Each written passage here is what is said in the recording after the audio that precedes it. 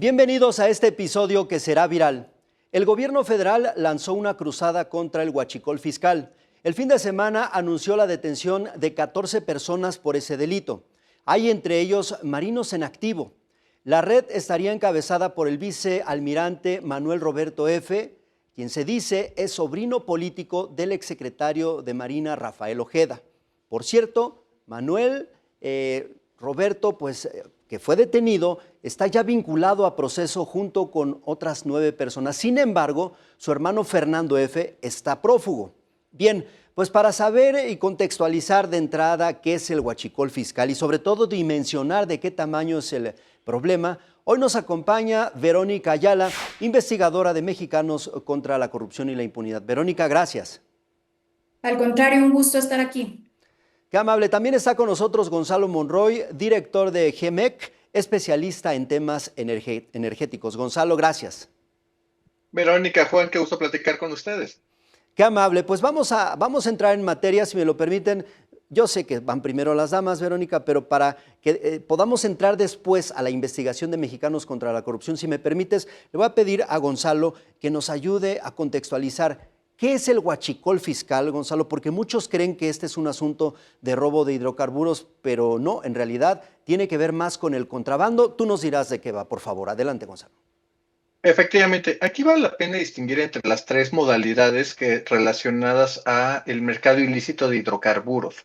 El primero es básicamente el famoso huachicol, que no es otra cosa más que el adulteramiento del combustible. Es agregarle otras sustancias simplemente para comercializarlas como un combustible común y obviamente ganar una parte al margen.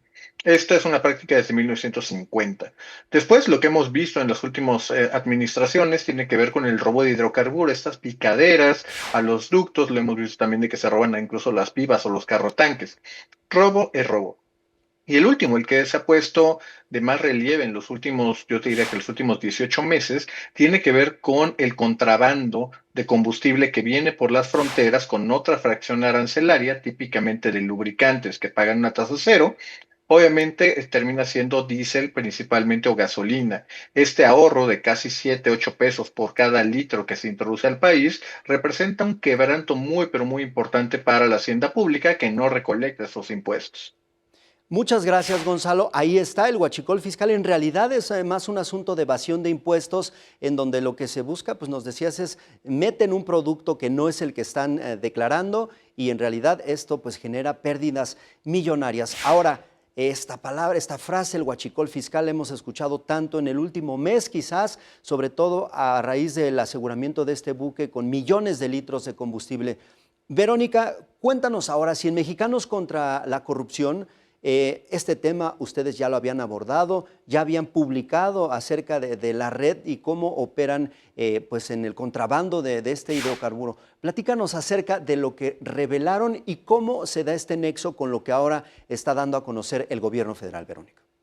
Claro que sí. Bueno, primero, ahondando un poco en lo que comentaba Gonzalo al final, es un impacto fuertísimo en las finanzas de la federación el que genera este tema del huachicol fiscal, precisamente porque se dejan de recibir recursos millonarios que son los correspondientes al pago de impuestos si estuvieran importando este combustible de manera legal y pagando los impuestos correspondientes.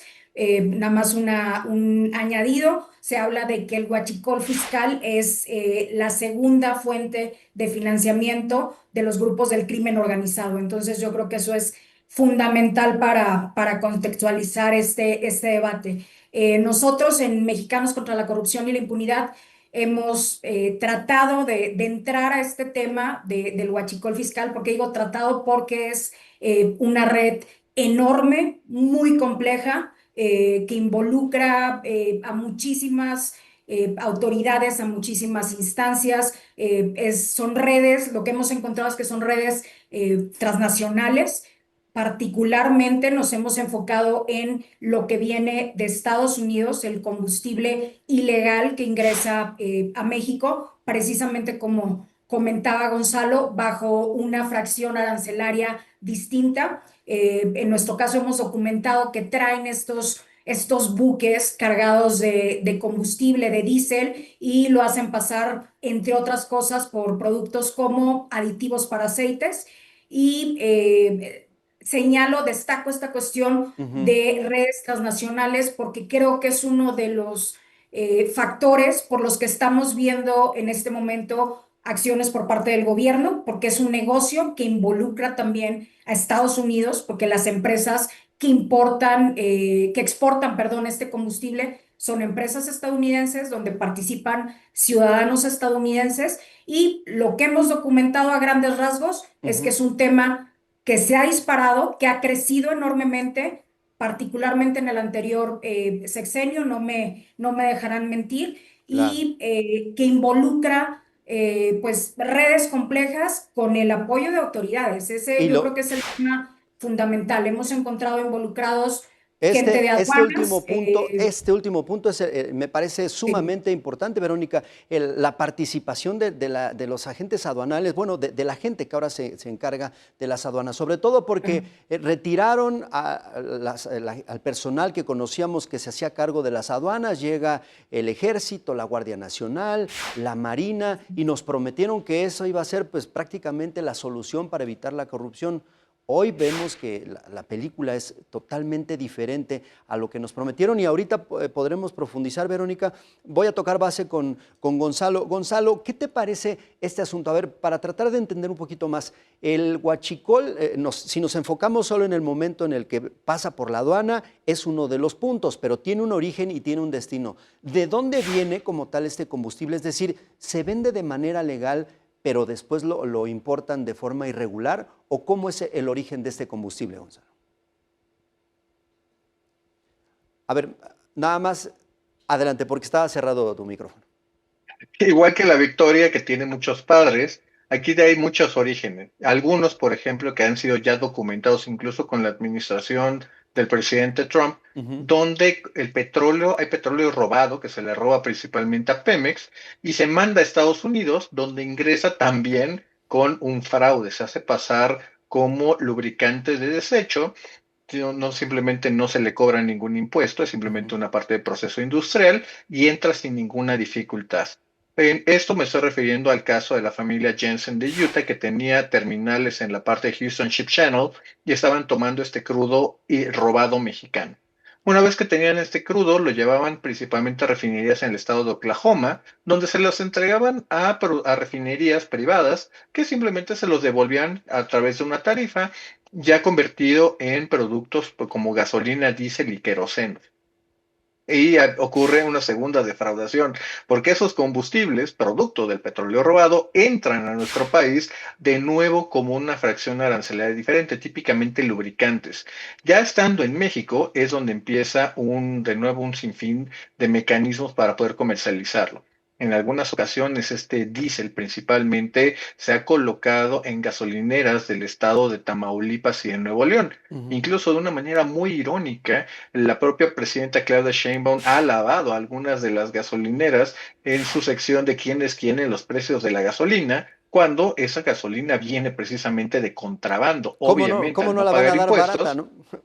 Claro. Nada más faltaba que no efectivamente, la si se dieran están barata. si se ahorran toda la parte de los casi 9 pesos entre IEPS e IVA, pues obviamente van a ser extremadamente más competitivos. Ahí termina, esa es una de las partes. Hay otra donde una parte se queda principalmente en estos bidones que vemos a pie de carretera, en estas famosas covachas, de muy cerquita de algunas veces de las propias gasolineras que lucen vacías, pero Ujú. en estos paradores donde están los traileros o los camiones de carga, pues vemos ahí este comercio prácticamente a la vista de todos. Y hay un tercero, que eso es un poco más problemático, acerca de que muchas veces el grueso de este contrabando se Ajá. vende directamente a flotillas de autotransporte, que pues simplemente consiguen un precio muchísimo más barato. Hay que reconocer que es un negocio extremadamente líquido. Simplemente encuentran el precio de su diésel a 14, 15 pesos. Obviamente sigue siendo una gran ventaja para ellos que se la embolsan. Híjole, y finalmente ellos siguen facturando, siguen entregando comprobantes fiscales. Qué difícil es seguirle el rastro a este tipo de combustibles que ingresan por contrabando, Gonzalo. Regreso con Verónica. Verónica, hablábamos de la investigación de Mexicanos contra la Corrupción. Platícanos si de la parte que ustedes habían adelantado ya hace un tiempo, en donde daban nombres, empresas y demás, ¿qué tanta conexión tiene con lo que ahora el gobierno federal está dando a conocer? Es decir, ¿son los mismos involucrados? ¿Son las empresas a las que ustedes hacían referencia como tal? Muchísima conexión, estamos hablando incluso de la misma red que habíamos documentado nosotros, una parte de esta red. Nosotros publicamos particularmente a finales de abril sobre este buque, este famoso decomiso que calificaron las autoridades como histórico, de 10 millones de litros de huachicol. Más adelante te explico por qué esto. Pero bueno, lo calificaron así porque había sido el decomiso más grande. Lo que nosotros encontramos es que un alto funcionario portuario, Francisco Javier Antonio Martínez, director de Administración y Finanzas de la Cipona de Tampico, estaba asociado con los accionistas de Intansa, que es la empresa que importó este combustible de Estados Unidos, este combustible que llega de Texas al puerto de Tampico y que posteriormente decomisan una parte del cargamento en unos predios de Altamira. Nosotros documentamos esto y hoy esta persona, el exdirector de administración de la Cipona Tampico, es uno de los detenidos que fueron dados a conocer pues este fin de semana por las autoridades del Gabinete de Seguridad. También está entre los detenidos el ex juez federal Anuar González Gemadi. Lo publicamos también, ¿por qué? Porque es un caso muy polémico de un juez que fue destituido por el Consejo de la Judicatura Federal por su pues, actuación irregular en el caso de los porquis, de unos jóvenes que En abusaron Veracruz. sexualmente de una menor de edad, y él es representante legal de Mefrafletes, que es la empresa que utiliza esta red de huachicol para trasladar en pipas el combustible que ingresa ilegalmente a México. ¿Qué hay, por ejemplo, de los sobrinos políticos del exsecretario de Marina, Verónica?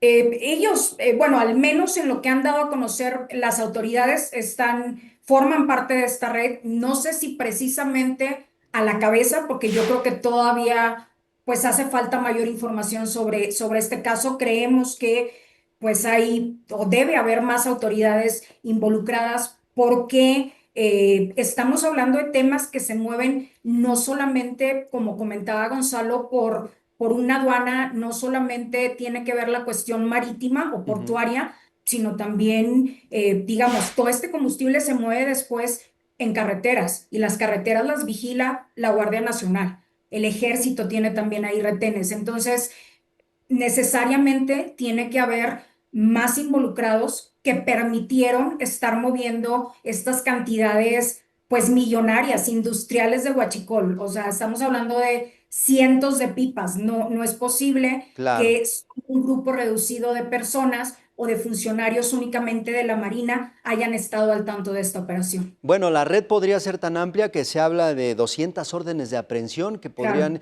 girarse en los próximos días, porque de verdad, ahorita nos explicaba Gonzalo, el ciclo es muy difícil. O sea, incluso pueden ser combustibles que salieron de México, van a Estados Unidos, los procesan, no sé cuáles sean, no sé el término correcto, ya refinado o como sea, viene de vuelta a México. Bueno, pues eso no lo hacen tres personas ahí que estén improvisadas, Gonzalo, ¿no? No, para nada, Juan. Fíjate, en el caso ahorita que les platicaba de este robo de petróleo y que regresa eventualmente a nuestro país como un combustible ilegal y de contrabando, eso estaba relacionado con las investigaciones que hizo el Departamento de Justicia, y esta familia, la familia Jensen, estaba relacionada, le compraba este petróleo al cártel del Noreste y a una parte del cártel del Golfo. Es muy importante, y creo que es importante dimensionar cómo ha escalado, porque si bien siempre ha existido este robo de combustible, originalmente hablábamos de unos cuantos cientos de litros. pasamos en la época de Enrique Peña Nieto a miles de litros. Lo que hemos visto con estos aseguramientos de barcos, de Ujú. trenes, ya estamos hablando de millones de litros. Un punto muy importante y que vale la pena remarcar de lo que decía Verónica, tiene que ver que esto estamos enfocados mucho en el caso particular que involucra a la Marina. Pero hay que recordar que las garitas son las garitas terrestres, toda la parte de Nuevo Laredo, Matamoros, Reynosa, prácticamente toda la frontera la maneja el Ejército Nacional, el Ejército junto a Guardia Nacional. Entender de que un tren de esas dimensiones, 129 carrotanques, nos habla también de la corrupción, la omisión y en algunos casos la complicidad también del Ejército Nacional. Hay que entender también de que este problema de contrabando no solamente ocurre con respecto a los combustibles. Tendremos que estar preguntándonos qué está pasando en puertos tan importantes como Lázaro Cárdenas, como Manzanillo, como Tuxpan o Veracruz, que también son puntos de entrada muy importantes, no solo para combustibles robados, sino para fentanilo, precursores, trata de personas, diferente tipo de cosas. Este es un Claro. asunto de seguridad nacional del más alto orden. Híjole, qué complicado. Verónica, ¿de qué tamaño es el golpe al fisco? Considerando, por ejemplo, entiendo que lo que no se paga es el IEPS, ahora que el gobierno federal entrega el paquete económico, busca este impuesto a través de otros productos y demás donde lo están implementando, pero por otro lado, en las aduanas es donde tendría que estarse cobrando por cantidades Claro. millonarias. ¿De qué tamaño es el golpe al fisco en ese sentido, Verónica? Ha habido algunas estimaciones, pero yo creo que esto en eso, porque no hay realmente una, digamos, medición real de la dimensión de esta problemática o de cuánto ha estado perdiendo el gobierno mexicano con esto. Por qué señalo esto? Porque es un tema al que se le está prestando atención hasta ahora. Ujú. Hasta ahora estamos escuchando hablar frecuentemente de este tema del huachicol fiscal, de operativos, de decomisos y como mencionaba en un principio, siendo que es un tema que se dejó crecer en la pasada administración, particularmente en el sexenio de López Obrador, quizá no como nuevo, pero ya, digamos, modificado. Y hago referencia también al caso que comentaba Gonzalo hace un momento de la familia Jensen, este caso judicializado en Estados Unidos, porque nosotros publicamos también en base a documentos judiciales de Estados Unidos que esta familia, las empresas de esta familia, ya habían traficado anteriormente, pero con gas robado de Pemex. Esto en el sexenio de Calderón, por cierto. Y en el anterior sexenio de López Obrador fue que empiezan a traficar con huachicol, ahora sí como un doble huachicoleo o algo así, porque es robado de Pemex y luego lo vuelven a ingresar a México de manera ilegal, ¿no? Es una cuestión ahí medio extraña. No sé si Gonzalo tenga como cifras más aterrizadas de esto. Estados Unidos ha dado algunas cifras precisamente por la preocupación que representa este tema del huachicol como, te repito, segunda fuente de financiamiento de los grupos del crimen organizado. Híjole, es que de verdad lo que describen Verónica, Gonzalo, me lleva a pensar en que el que pica el ducto aquí en la zona de Puebla es una cosa mínima Claro. comparada con el monstruote que es el huachicol en todas sus presentaciones, Gonzalo, ¿no es así? Absolutamente. Y es que aquí ese es quizá el punto más importante de entender en términos de perspectiva, Juan, de que originalmente veíamos, sí, un problema, un dolor de cabeza, pero ahorita ya estamos hablando de literalmente el gran elefante en la habitación. Es como pretender que Godzilla no está sentado en nuestra sala. Es una cosa que es tan grande, tan gigantesca, que es imposible olvidarla. Es algo que no puede ser de que se le pasó a un marino, que se le pasó a alguien en la garita. Esto obviamente esos son cargamentos tan grandes que tienen que pasar por toda una red. Aquí, efectivamente, como muy bien dice Verónica, tenemos que estar hablando de si estos, incluso estos 14 detenidos, esas 200 órdenes de aprehensión, es un debilitamiento real de estas redes criminales que están operando o simplemente, bueno, la expresión vuelve a ser gran parte del show. Ha tomado mucho renombre o en ese caso impulso mediático porque estamos hablando de dos vicealmirantes. Ya arriba de ellos solamente queda el secretario almirante y el comandante supremo de las Fuerzas Armadas. Estamos hablando de alguien del más alto nivel. Creo también, y eso nos lleva a otra discusión probablemente, acerca de que esto nos está quitando también el manto de que las Fuerzas Armadas eran incorruptibles. Claro, Creo la que esa era Marina una fantasía particularmente, que ¿no? y hablemos del ejército, todo lo que está pasando por los trenes, esa es responsabilidad del ejército. Cada pipa o combustible robado, cada bidón que está frente a la Guardia Nacional es una afrenta al Estado mexicano. De- Entender de que esto es un tema de Estado de Derecho, y a veces a lo mejor pecará uno de ingenuo, pero ese es el verdadero gran pendiente que tiene nuestro país. Totalmente. ¿De cuánto podría ser el golpe al fisco en este sentido, Gonzalo? Te voy a decir que la cifra es un poco indeterminada, principalmente por una razón. No sabemos cuánto entró. Esa es la verdadera cosa. Ahorita, por ejemplo, haciendo cuentas nada más top of mind, te diría, por ejemplo, el de Ramos Arizpe, estamos hablando de 15 millones de litros confiscados, de Ujú. los cuales a cada uno hay que multiplicarlo por 7. Ese sería el tamaño de la defraudación fiscal que no se pagó.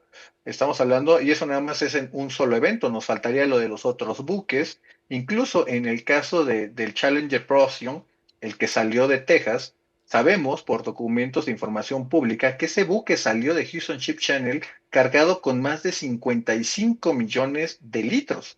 Cuando se hace el aseguramiento, cuando vimos el operativo, se reportó que habían sido 10 millones y de los cuales los apoderados legales del buque asegurado hablaban de que tenían 15 millones de litros al momento del aseguramiento. ¿Dónde quedó ese combustible? Fue que ya lo habían descargado, lo dejaron en otros puertos. Hay muchas preguntas que todavía nos quedan pendientes por explicar. Y un tema muy importante, Juan, es que cómo es posible que la autoridad, la unidad de inteligencia financiera, pasara años, sin poder detectar nada de estos ilícitos que estaban ocurriendo frente a la vista de todos. Qué complicado es, y aquí pienso, por ejemplo, en los ciudadanos de a pie, porque quienes nos ven a lo mejor piensan que este es un debate que no les incumbe, pero ¿qué pasa si yo llego a alguna gasolinería y el combustible que me venden es huachicol fiscal, que no sabemos cómo entró al país, pero sobre todo en qué condiciones y reúne las características indispensables? Vaya, si es un buen combustible para mi vehículo, Gonzalo. Fíjate, en este caso, Juan, es muy importante mencionar que ahí donde hemos detectado, principalmente en el Valle de Toluca, Ujú. que este adulteramiento ocurre muchas veces con benceno y con etanol. El etanol es un oxigenante. Hemos detectado en esta microrefinería artesanal allá en Coatzacoalcos que también se le inyectaba justamente como un oxigenante el etanol. ¿Qué ocurría? De pronto veías litros de gasolina a 12, 13 pesos. Pero esa mezcla no es buena para los motores de la flota vehicular mexicana en su conjunto. ¿Qué pasaba? A la tercera o cuarta toma, pues el auto empezaba, como se dice vulgarmente, a cascabelear y eventualmente, en la sabiduría popular, lo barato sale caro. Sí, totalmente. Y entiendo, Verónica, es parte también de lo que han documentado o lo que tiene que ver con las redes de distribución, porque una cosa es cómo ingresa, pero después, pues cómo se distribuye. Es ahí en donde yo no sé qué tan difícil sería seguirle la pista, ¿no? Claro, hemos encontrado como en otros esquemas, como en otras redes de corrupción, empresas, digamos, fachada o que comúnmente se les denomina como fantasmas, a lo mejor no declaradas propiamente así por las autoridades, pero que tienen socios a los que les robaron la identidad. No sé, por ejemplo, particularmente en el caso de Intanza, que es la empresa que importó este huachicol decomisado a finales de marzo en Tamaulipas. Los socios son personas de origen humilde que se dedican a otra cosa. Hay por ahí, uno de ellos es velador, guardia de seguridad, etcétera. Vive pues de manera muy modesta, obviamente no para comercializar estas cantidades, obtener grandes cantidades de dinero, digamos, esquemas de corrupción que habíamos visto en otras áreas, en otras dependencias, se repiten también aquí de alguna manera. Y esto, como les comentaba en un principio, también confabulados con empresas estadounidenses, porque finalmente, pues alguien de allá les está surtiendo este combustible, que yo creo que eso pues también es parte de lo que ha generado esa preocupación por parte del gobierno Claro. estadounidense y esta presión también hacia México, porque yo creo que quizá estas detenciones que se dieron no se habrían dado si el gobierno de Estados Unidos no estuviera presionando también a México con este tema, con el tema del financiamiento al crimen organizado. Y yo creo que no es casualidad también que este operativo de detenciones se haya dado pues prácticamente a la par de la visita del secretario de Estado, de Marco Rubio, que se reunió hace unos días con la presidenta Claudia Sheinbaum. Sí, sobre todo porque cuando se habla de una frontera segura, pues no solamente es evitar que pasen la migración irregular, por supuesto que esto tiene que ver con todos los productos que entran y salen y lo que implica el pago de impuestos y la manera en que están buscando pues la forma de evadirlos. Estamos pues acercándonos al final de esta plática. Gonzalo, antes de irnos me gustaría preguntarte, ya hablaban de que esto es quizás el segundo ingreso para el crimen organizado. ¿Qué grupos, por ejemplo, podrían estar involucrados si están en el norte? No sé si se ha hablado de los Zetas. ¿Quiénes podrían estar pues, protegiendo y coordinándose, sobre todo, pues, con los delincuentes de cuello blanco? Fíjate, es una historia muy larga para resumirla, pero voy a intentar hacerlo lo mejor posible. Pasamos justamente de un robo artesanal, de ir a picar un ducto y que saliera literalmente una pequeña fuente, algo similar como lo que pasó con Tlahuelilpan, esa gran tragedia de 2019. Hemos visto también que los propios grupos delincuenciales se han vuelto extremadamente sofisticados. En algún momento del 2014-2015, tomas que pertenecían al territorio de del Golfo, del Cártel del Golfo y del Cártel del Noreste, ya era tan sofisticado que no tiraban una sola gota, era ese nivel de sofisticación. Otros son muy locales, como por ejemplo el Cártel de Santa Rosa de Lima alrededor de la refinería de Salamanca, y algo que hemos detectado más en los últimos 2 años es que hay muchas bandas locales que hacen este robo de combustible, llamémoslo artesanal o mal hecho, y terminan pagándole una especie de tributo al cártel dominante, muchos o en su gran mayoría el cártel Jalisco Nueva Generación, que aunque no se mete directamente, le brinda una especie de protección a estos grupos menores. Son parte únicamente de lo que se ha analizado, pero conforme pasa el tiempo vemos cómo se van actualizando. Ahorita que nos decía Verónica, el modus operandi, viene a mi mente, por ejemplo, la estafa maestra, lo de Javier Duarte en Veracruz, donde se creaban empresas fachada y demás. Bueno, pues aquí estamos viendo cómo se actualizan también los delincuentes, porque nos decía Gonzalo, pasan de picar un ducto artesanal, que ese es uno de las modalidades del huachicol, a ver ahora lo que estamos presenciando, el contrabando, pero ¿en qué cantidades, Verónica? Y con esto nos acercamos también para ver si nos puedes dar alguna reflexión para concluir cómo se han ido actualizando y la verdad es que día con día van tristemente superando a las autoridades, ¿eh?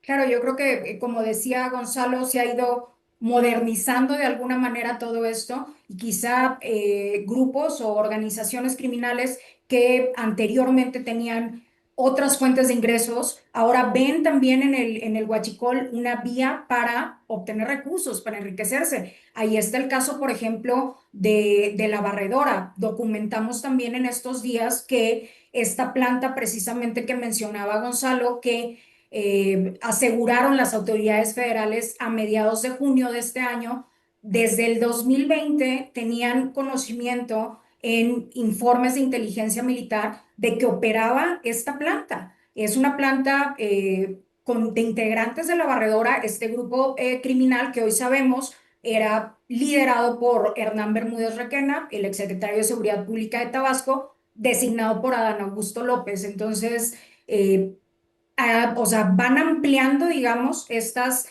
actividades y creo que pues seguramente más allá de los que se dedicaban particularmente a esto, ahora hay muchos otros grupos criminales que están entrando también a este tema del huachicol, pues porque vieron una oportunidad de enriquecerse y de blindarse también con las autoridades que están inmiscuidas. Yo creo que la clave de todo esto es la omisión, la grave omisión que han tenido las autoridades federales en todos estos años de no actuar ante un tema que estaba no solo creciendo en sus narices, sino donde están autoridades de todos los niveles Claro. involucradas, hasta el más alto nivel, como vemos hoy con el tema de la Marina. Sí, totalmente. En esta modalidad del huachicol fiscal no solamente gana el que hace como que no ve en la aduana y quizás marca otra cosa, se voltea cuando pasan los contenedores, qué sé yo, gana también quien distribuye, quien la vende finalmente en los puntos de venta, en las gasolinerías y demás. Pues Gonzalo, ¿alguna idea para cerrar la charla de este día que sin duda será viral porque es del tema del que todo el mundo está hablando y vaya que están pues muchos estamos indignados por la manera en que vemos quiénes estaban operando este asunto del huachicol fiscal, Gonzalo? Yo te diría que hay tres puntos que hay que dejar en la mesa como preguntas abiertas. Una, la Marina no es la única que está teniendo fallas. Hay que revisar la actuación del ejército en las aduanas. Un ejemplo es el administrador de investigación de aduanas, que le acaba de comprar un departamento de penthouse de 3 pisos a un coronel. ¿Cómo un coronel le alcanzó para comprar una propiedad de ese tamaño y poderla vender? Dos, estamos hablando de mucho de combustible de contrabando, pero ¿qué cosas más están entrando y saliendo de nuestras aduanas y de nuestros puertos? Ese es un tema de seguridad nacional. Y el tercero, quizá el más complicado, es que se acaba el mito de que las Fuerzas Armadas son incorruptibles. La oportunidad hace al ladrón y hemos visto que ese manto se está cayendo a pedazos. Les dieron todo y solo estamos hablando en este momento de las aduanas, pero les dieron aeropuertos, les dieron obras, bueno, en fin, la lista es bastante extensa. Ojalá que ahí quede y que no nos sigan sorprendiendo pues con este tipo pues, de actos de corrupción tal cual, porque sí, de verdad que existe una imagen de las Fuerzas Armadas que ahora mismo pues está siendo muy cuestionada. Verónica, antes de irnos, ¿alguna idea para cerrar, por favor? Yo creo que esto es positivo, qué bueno que ya por fin se esté actuando, pero coincido con Gonzalo en cuanto a que falta mucho que hacer, faltan muchas autoridades seguramente implicadas en este esquema delictivo, que pues también esperamos que haya consecuencias, que haya responsabilidades contra ellos, llámese Ejército, Guardia Nacional, desde luego la NAM. Yo creo que la Agencia Nacional de Aduanas de México es fundamental en esto. Ya mencionaban por ahí el caso del directivo del que documentamos este enriquecimiento, pero falta mucho en ese caso y ojalá y no haya protección por parte de las autoridades también hacia quienes están involucrados en este esquema. Yo creo que es lo que esperaríamos. Qué bueno que ya estén saliendo nombres, que haya detenidos incluso de alto nivel de la Marina, pero faltaría también ir contra quienes están involucrados y quienes han permitido desde otras instancias, desde otras instituciones, que esta problemática haya crecido de esta manera. Y lo estamos viendo por lo pronto. 10 de los 14 primeros detenidos fueron vinculados a proceso. Vamos a ver cómo se da el asunto de todas las órdenes de aprehensión que siguen pendientes y de ahí cuántos podrían ser pues, elementos de las Fuerzas Armadas. Bien, pues llegamos al final de esta charla. Gonzalo, antes de irnos, te la voy a poner un poco difícil. En una palabra, ¿cómo podrías definir este asunto del huachicol fiscal y lo que sucedió en estos días con las detenciones y demás? En una palabra. Impunidad. Impunidad. Verónica, ¿cómo lo definirías igual en una sola palabra, por favor? En una palabra, híjole, me la pones bien difícil, hablo mucho. No te preocupes. Colusión, ¿Colusión? colusión. Colusión e impunidad, pues efectivamente, de hecho, así podría ser bien una cabeza periodística. Colusión e impunidad después de lo que hemos visto pues con los primeros detenidos y sobre todo quiénes son y los niveles, el cargo y el nivel de poder que podían tener en su momento para tomar decisiones. Les agradezco mucho a ambos, llegamos al final de este episodio que será viral. Gracias a Verónica Ayala, investigadora de Mexicanos contra la Corrupción y la Impunidad. Qué amable, Verónica, gracias. Gracias, Juan y Gonzalo, un gusto. También agradezco mucho a Gonzalo Monroy, director de GEMEC, especialista en temas energéticos. Gracias, Gonzalo. Al contrario, Verónica, siempre un gusto. Juan, es un enorme placer compartir esto con tu público. Gracias, sobre todo gracias a los dos porque lo explicaron muy bien y nos ayudan a dimensionar de qué tamaño es este problema. Gracias. Pero sobre todo, pues gracias también a ustedes que llegaron al final de este video que sin duda será viral. ¿Qué piensan del asunto del huachicol fiscal? Que en realidad es un delito financiero, es contrabando de un combustible que lo declaran como si fuera algo más barato para pues evadir impuestos y después lo distribuyen en nuestro país y ni siquiera se sabe pues realmente de qué calidad es ese combustible. Miren, se llevaron a la gente de aduanas, que antes era la gente del SAT, los quitaron. La Cuarta Transformación se los llevó, dijeron que eran artífices de la corrupción y que iban a llegar los incorruptibles y caray, lo que estamos viendo de verdad es que pues es bastante vergonzoso. Ojalá que pronto podamos ver pues detenidos a todos los culpables y que no sea como en el crimen organizado, que quitan a unos y solo viene una reestructura. De verdad, ojalá que este cáncer realmente pudiera ser erradicado. Bien, gracias por vernos hasta el final. Ojalá que dejen un comentario, compartan el video y sobre todo que nos acompañen en el próximo episodio que sin duda será viral. Yo soy Juan Rivas, pásenla bien por favor.